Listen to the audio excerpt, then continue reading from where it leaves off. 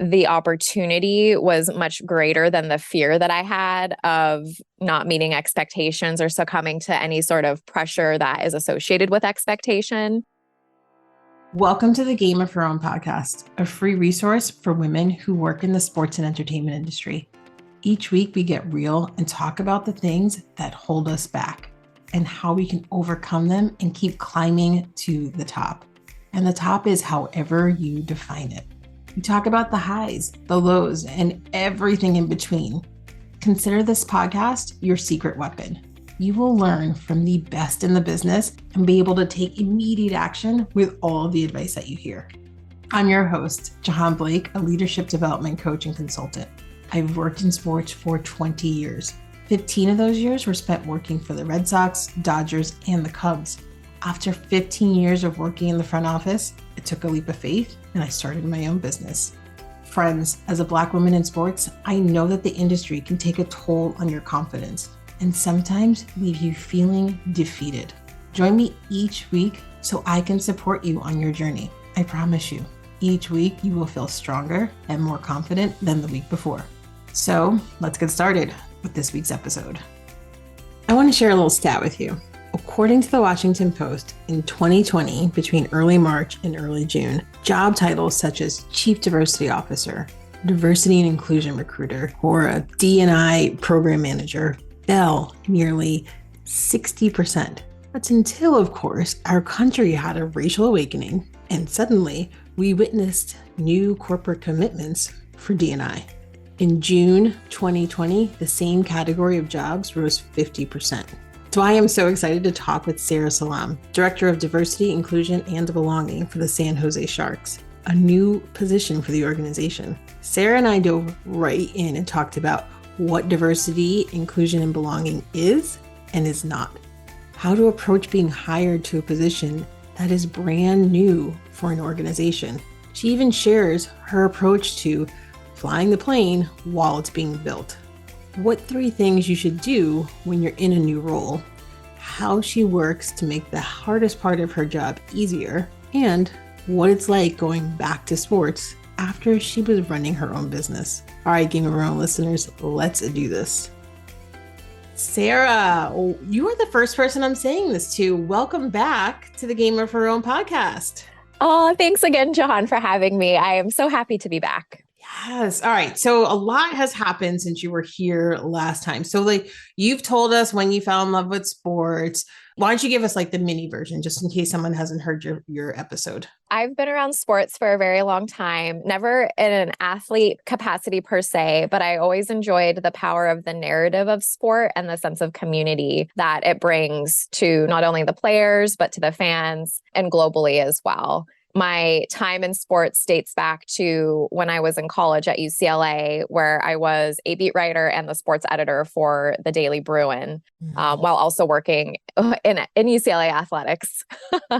Jeez, so you were an overachiever in college. Is that what you're telling me? Yes, overachiever, conflict of interest. It depends what you call it. It's all applicable. Yeah, good point. I didn't even think about that. So you've been in the sports world for a while. Why don't we start with where you are now? Maybe we'll work our way back if we get there. But what do you do now and who do you do it for? My journey of sports has brought me to my current role, which is the Director of Diversity, Inclusion, and Belonging for the NHL's San Jose Sharks. Previous to this in sports, I was with the LA Clippers of the NBA and also the Boston Red Sox of the MLB, which is a history that Jahaan and I also share. And it has really been a path and a journey of really learning and identifying opportunities within the industry itself and as a workplace, but also as a workforce, but then also just in society in general and how we operate. And as many of us know, sport can be a microcosm for what is going on in the greater society and an opportunity to bring people together. And so I love all of the synergies that all of those opportunities bring, and to have a platform to share my own observations and to make a difference is super empowering and one that I'm really grateful for. You have a big role. And it's so interesting now that we're post-pandemic. We definitely talked during the pandemic. So we're post-pandemic now. COVID's still a thing, but we're post-pandemic. And one thing to come out of the pandemic was, 2020 and the racial awakening and all the issues that kind of came to light for people who it really wasn't before. Mm-hmm. So it's interesting now because everybody is companies, I'm finding, I'm not saying this is your company by any means, but companies are like scrambling, and like all of a sudden you saw like this influx on LinkedIn of diversity and inclusion roles, which is the right thing to do. But I believe, and this is my personal opinion, that job title holds a lot of pressure wherever you work, sports or not. Like it holds a lot of pressure, and there's a lot of eyes on anyone who has that title. Do you feel that sense of pressure, or am I just making that up? And if you do, how are you dealing with it? It's all in your head, Jahaan. Well, podcast is over, everybody. But seriously, it's a really interesting, pressure is definitely a good word to describe it. I would also say too, maybe on the opposite side of the spectrum, there is some sensitivity and maybe even controversy, dare I say, around not only the title, but just the conversation of diversity, inclusion, equity, belonging, all of those buzzwords that are thrown out there, not to say or belittle the weight that these words carry, because there's also a lot of words do carry, or labels, actually, I would go so far as to say carry a lot of connotations, and their meaning really depends on who you ask. I do believe that this work in diversity, inclusion, and belonging is not unique in that way. Really, depending on who you ask, there is a relatability or lack thereof to the work. And so what I mean by that, for example, the terms diversity, inclusion, and belonging for a lot of folks, I'm not saying all, but for a lot of folks could be equated to representation and training. And those two things are certainly a part of the conversation, but they're definitely not all. And so some of the other things that we might consider are unconscious bias, or my favorite, or the one that I think maybe doesn't get enough attention is what we allow. That is, I would even say, like a whole other conversation too, because that is really about behavior and accountability and being able to, it's not just see something, say something, but it's also how you're carrying yourself, how you present yourself, not only in the workplace, but in society, and holding your peers and your families and your communities accountable for their actions too. And it's not just about like along racial lines or gender or any of the protected classes. It's about mental health too, and about having the presence and the awareness to acknowledge these things, and the vulnerability as well. I think vulnerability isn't talked about enough. And so I could go on and on about this, but I'll pause there. What you're telling us right now, I'm going to come back to the pressure question, but yes. What your or sensitivity, I completely did not answer your question. We're coming back to that. And that's more for anyone who's in a new job, right? That could be a new job. So you're saying really what diversity, inclusion, and belonging. So what it is and what it isn't. So a lot of people think it is about representation. And then when you say training, say more about that, what people think it is. For sure. And I'm thinking of like anti-harassment training or unconscious bias training, or just basically the idea of sitting behind a computer or in a workshop and being taught at what these things are and aren't. That's what I mean by training. And again, it's not to say that they're not important, like those conversations, that content is important, but I would also argue that the balance is critical too, or the application and all of these other things, concepts, ideas that exist outside of those two things. When you talk about what it does include, right, what falls almost underneath your umbrella is representation, yes, training, but also mental health, vulnerability, what else? Safety. How we do things, right? Or like the norms and behaviors of what is our culture. And every company has a different culture. Every society has a different culture. You could even go so far as to say every family has a different culture, right? And so just being able to be thoughtful about what those things are and how they show up and affect others, and also yourself. in addition, I would also point to growth opportunities, right? Which growth in a lot of ways can also be uncomfortable. And so being mindful of where the edge of your comfort zone is, right? And I like this could apply to interactions like in the day to day, but also from a career standpoint, right? Like how are you pushing yourself to move forward? And what does that path look like for you? And what are the things that you can do that help further you towards that goal that maybe isn't something that you're familiar with, which is scary I would just say by definition, because what is not familiar to us is scary. Also, I think connects to just to make the connection to DI and B work is that so much of what is unfamiliar in society to us or things that are new is because it is inherently scary. It becomes something that maybe we don't want to interact with or that we're scared about. And so that fear also creates a barrier. And then this is what could ultimately lead to divisiveness, which perhaps you could describe the modern world in that way, just depending on like what you're talking about. So in short, all of these things are connected. And it really is about looking at the self, but then also how you exist in whatever community that we're referring to. So let's look at you and your journey. So here you are in this fantastic role, right? Director of Diversity, Inclusion, and Belonging. And that's, and if you can see me, I'm looking, well, you guys can't see me, but Sara can. I'm looking at, your LinkedIn profile, and you have a, extensive HR background and all, all the things HR. So you have an amazing background. You have background in this work, but this is your first time as a director with this title. Did you feel, up here I come again, did you feel pressure or were you nervous about taking on this role? 100%. I think that particularly when I was beginning to have these conversations with Shark Sports and Entertainment, it was a new position. And because it was a new position, with it comes a lot of unknowns. There's obviously the team felt the value in creating a headcount specifically to address this work, which like so much props to them for identifying that gap and creating an opportunity to fill it. But also, and even to a certain extent today, I think it's still a matter of building the plane while flying it. I use that analogy a lot, and I don't intend to overuse it, but I do think it is an apt description of the work itself, because there is so much nuance and variables that change day to day. And even, for the short term and for the long term, I felt that the opportunity was much greater than the fear that I had of not meeting expectations or succumbing to any sort of pressure that is associated with expectation. And I will say too, I have a very, very wonderful team. I have never felt unsupported. I very much credit to my boss, Cassie McBride, who's our general counsel, who has a vision, had a vision, continues to have a vision, and is super supportive of not only the DINB work, but me in that role and how I can grow and what my future looks like as it relates to this work or otherwise, right?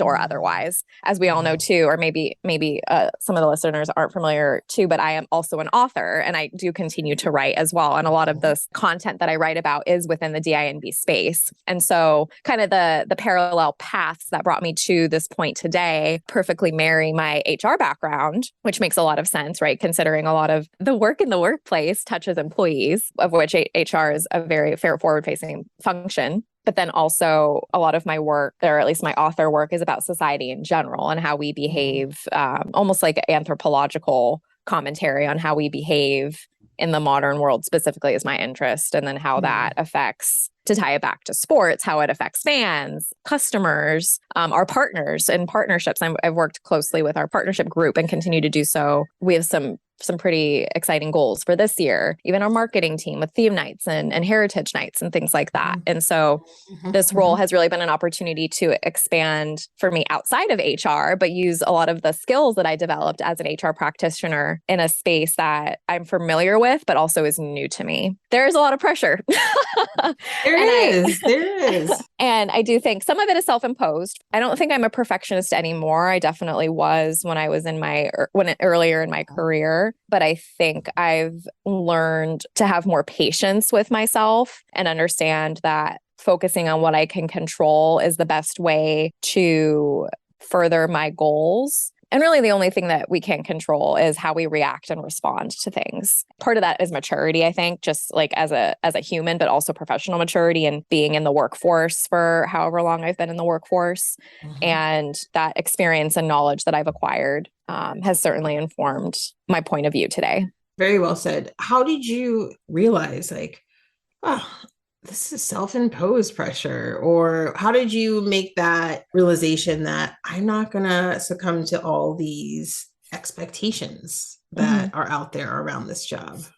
I do think, and this is a skill I think that maybe we don't pay enough attention to, is around boundaries, right? And being able to say no to things. At least for me, like I grew up in a time where saying yes was how you got farther along in your career. And I do think that's still the case to a certain extent. However, as individuals, we need to be very thoughtful and strategic with where and how we spend our time, because ultimately we are in charge of our own destinies as it relates to our careers, as it relates to just our lives in general. And so it really is about setting boundaries and setting expectations for yourself and being able to hold yourself accountable to that and express that to others. And so, that's like a whole other, like we could do like a whole workshop on that, like what that looks like and how to do that in a professional way where it doesn't come across as you're not doing any work, because I'm very aware of like those concerns, right? Because like that is not helpful to anybody. How to maintain that balance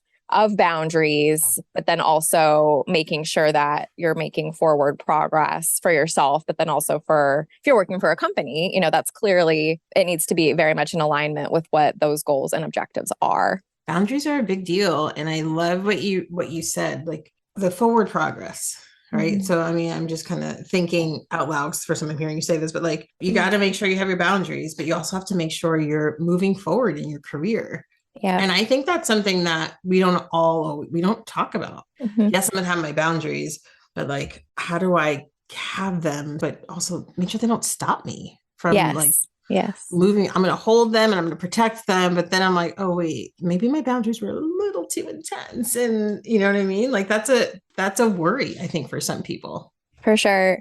It's very much a learn by doing type thing. It's very, and for me personally, I would say earlier in my career, like I said earlier, I like said yes to a lot of things. And so that was great at a certain point because I got exposure to a lot of different things. I learned what I liked and what I didn't like. And maybe now too, I'm more selfish with my time because I know what I like and I know what I'm good at and I know where I want to be allocating my time and where I can maximize my own value in an organization. And I would say the same thing too. Like when I was doing consulting on my own, like I felt like I had with my clients, I had to be selective. Like I did say no to some clients because it wasn't because their interest didn't align with what I was trying to do also. And that's okay too. It's really about how you handle it, I think is probably the key, the how we respond part, which is what we can control. Yeah. Adjust as needed or evolve as needed, or, throw whatever word you want in there, but you can just continue to just kind of figure it out. And just go with it. Exactly. It really is. It's so true. And I also want to make the point that it's not a linear journey. Like we think, and I'm drawing a line with my finger, like a line. But it's not like that. It's very it's topsy-turvy, it's curvy. There's some regression sometimes. And I think as humans, we are very short-term thinkers. And so our scope on a day-to-day basis can be very narrow just naturally. But the caveat to that too is that because we have a consciousness, we are also able to step outside of that and think long-term. That takes more energy and muscle to do that because it's not our natural de facto state. But it is something that we are capable of. And that's again, like something where, it is a conscious choice that we can make. And it takes time to learn that and to practice that. And actually one of my books is called The Mind is Just Like a Muscle. And that's one of the points I do make is that there are, because we have brains that are fungible and can grow, it's by this exercise and practicing these different skills that helps them develop over time. And so we certainly have our biology and our natural state, but then we also have the things that we are capable of learning. And so it's really a matter of finding that balance and aligning with what you want your outcome to be. you mentioned you were doing consulting work, and that's when we connected and I had you on my podcast. So tell me, oh, and also everyone, she's talking about her books. She has a lot of books. What are you, 14? Yes. 14 books? So I'm working on my 13th. Woo! And this one I have to share. I'm super excited about this one. So this one is my first children's book. And it's called, yes, it's so fun. I'm like just beaming. You can't see me, but I'm beaming because I'm super excited about it. It is it's about my dog, my dog Neela. She is a Siberian Husky, and her name Neela means blue. And so the name of the book is called Blue Like You. And the concept is she meets different animals that are also blue. And it's really, again, kind of connects back to this whole idea of being the same, right? Same, but different. So for example, she meets a blue heron, she meets a bluefin tuna, she meets a blue octopus. It's really quite cool. I love that. Yes, that one's so fun. You. All right. I'm well, so I excited. have two Anyway, little more to nieces come. and nephews, so definitely need to grab that when it's out. And I will link to your books in the show notes. So if anyone wants to check out all the different books she has, there's definitely a diverse. I see what you did there. Yep. Pun intended. Group of titles. So you definitely want to check those out. Some of the toughest conversations we have are the ones that we have with ourselves. We can convince ourselves to believe stories that we don't even know are true. What's crazy is we allow that story to take a toll on our confidence. Have you been there before? I know that I have. We get in our heads, we beat ourselves up. Here's some tough love. Nobody's got time for that. We are high achieving women who have big career goals. We don't have time to get in our own way. And I am here to support you with my new one-on-one coaching program, Step into Your Power and Own Your Career. My clients have told me that when we work together, I've helped them get out of their own way, regain their confidence, learn how to manage their emotion and mindset. They've told me that they've been able to get their voice back and use it with confidence. The most important thing, they told me that we've identified the obstacle that was getting in their way. If you want to learn more about this program, scroll down in the show notes, click on the link that says Step into Your Power and Own Your Career. You can set up time to chat with me and we can figure out if this is the right program for what you need. All right, let's get back to the episode. What I was getting at before my brain interrupted me, which usually happens, you talked about, you were consulting and you were on your own and now you're back at a team. And how did that feel, making that, taking that leap of faith, doing your own thing, and then going back to, as I said before we hit record, being on someone else's time? Yeah, it's really funny. And I think the last time I was on your podcast, I think you had asked me if I ever would go back to sports. And I think I gave a wishy-washy answer because, it's like, you don't say, I subscribe to the fact that you just never know. Like you just never know. And so I'm happy to say that I wasn't considering going back to sports, really. Like I was super happy doing what I was doing, but this was the right role for me. And you just never know like what's going to land in your lap and what the opportunities will come to you. And to be quite frank, I was not looking to go back. The way actually that I came across the opportunity was, and I know most folks who work in the sports industry or have applied for sports jobs know or are familiar with Teamwork Online. I've been getting these emails since I was 20 years old. So still look at them. Yeah. That's really how I came across the opportunity. And I saw the posting and I thought, wow, like this is like a perfect synergy of my sports background, my HR background, my interest in this space. And for such a progressive organization like Shark Sports and Entertainment, really compelling stuff. And I had never worked for a hockey team. I worked in baseball and basketball. And I remember jokingly saying years ago that I wanted to work for all the four majors. And so it's interesting. Now I've got to three. Sure have. And there's plenty of time for you to get to four, maybe even five. Yeah, right. Exactly. I know. I got to throw the MLS in there. Got to throw them some love. Seriously. You are back. What's the hardest thing about being back?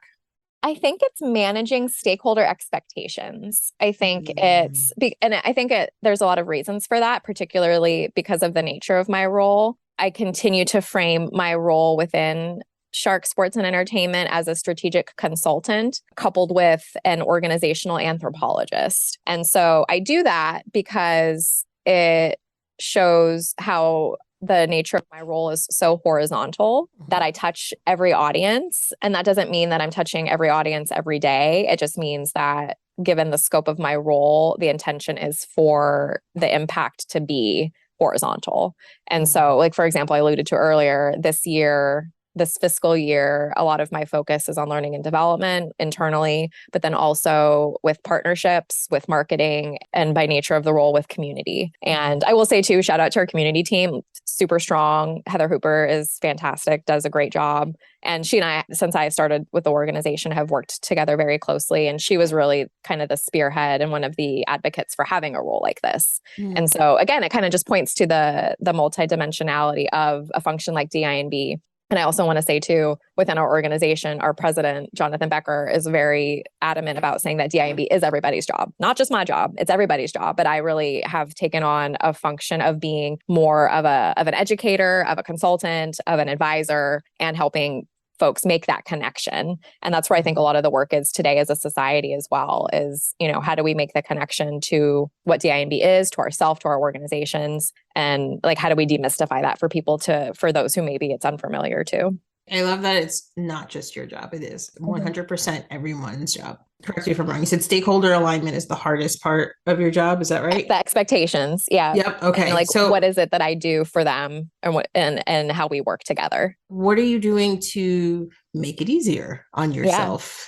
Honestly, I think a lot of it's communication. It's the easy answer, but it is, I think the reason it's not easy is because the application is very challenging, because every person and every company has their own culture around how they communicate. And so I think for me, one of my strengths, and I think part of this too, is by virtue of being a writer and an advocate of words, I tend to be an over communicator.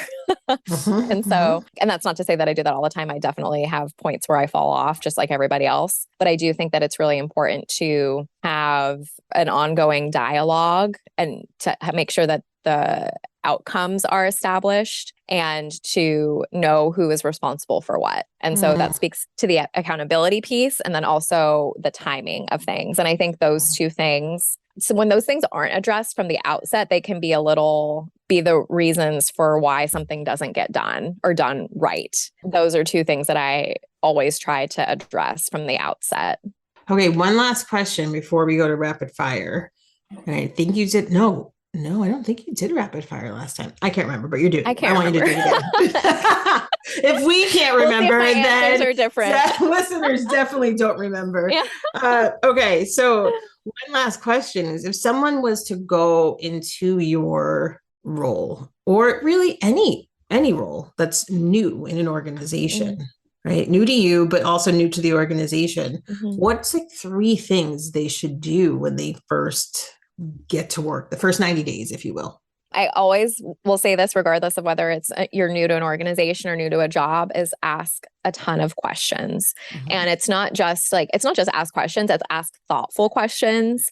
And generally what I like to advise is always start at the end, or when what I mean by that is at the outcome, like what is it that you're trying to achieve, and then reverse engineer from there. I find that approach tends to be the most informational when it comes to the different nuances and the steps of getting somewhere. I think a lot of it too is, I think ask questions is kind of like a 1, 2, and 3, but some of the other things that I would do is make sure that you're communicating with not only your manager, but with your team, and making sure that you're aligned. It kind of goes back to what I was saying earlier about timing and like who's responsible for what, and the accountability piece. Because as a new member to an organization, you don't know what the processes are like. You don't know what, even if there isn't anything that's documented, like the norms, for example, like you don't know, you don't know what you don't know in a lot of ways. And so doing your best to make sure that you're aligned in that way. And then thirdly, I would say,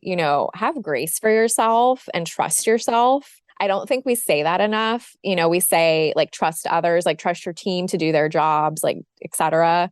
But then I would also flip that around and say, you got to where you are today for a reason. You have skills, you have the capacity to learn and grow by virtue of your path and what you've achieved. So it's okay if you make a mistake, and it's okay if you don't know all of the answers right now. You're never going to know all of the answers. So, and that's why you have a team. Whether you are like, even today, like I am technically a department of one, but that doesn't mean that I can't rely on other folks to help support what I'm trying to accomplish and what we're trying to do together. And so in that together part is way more critical, I think, for the long game. And so that's I think those are the keys that I would be mindful of. Okay, lots of questions. Questions really is 1, 2, and 3. So a lot of questions, and make sure you're starting with the end in mind, right? Yep. Communication. Make sure there's alignment on time and accountability in general, but within your department is what you're saying, right? Specifically. With your leader. And then grace and trust. So giving yourself grace and trusting that you know what you're doing and you're not going to know everything. Is that right? Exactly. Did I get it right? That's exactly right. You got it, Jahaan. Well said. Well said. Way to repeat me. Well said. I mean, it sounds great. All right. Perfect segue into rapid fire questions. So first thing that comes to mind. All right. Ready? Okay. Ready. All right. What is your favorite sports moment? I think I remember what I said last time. I think it was the 2013 World Series. I don't know if I have a different one. I don't know. And I will actually just take this opportunity to say that I was 25 years old when this happened. And I never thought that like me, Sara Salam, would be a part of a World Series team. And I still can't believe I can say that. Yeah, that's kind of crazy. I think I was 25. So yeah, right. Right there with you. Yeah. Yeah, crazy. Woo! It was a long time ago. Okay. Well, for me, it was. Yeah. What is something people always get wrong about you? I don't know. I'm not sure. I feel like, I don't know. I don't know the answer. I'm not sure. I got to go back and listen to your old episode now. Okay. Yeah. Seriously. What is one food you wouldn't want to give up? Oh my gosh. Tacos. Are you a morning or night person? Definitely a morning person. Favorite holiday? Easter. We know the answer to this question, but I'll say it anyway. Dog or cat person? Dog person. Yeah. What product would you seriously stockpile if you knew that they were no longer going to sell it? Oh my gosh. Probably Burt's Bees chapstick.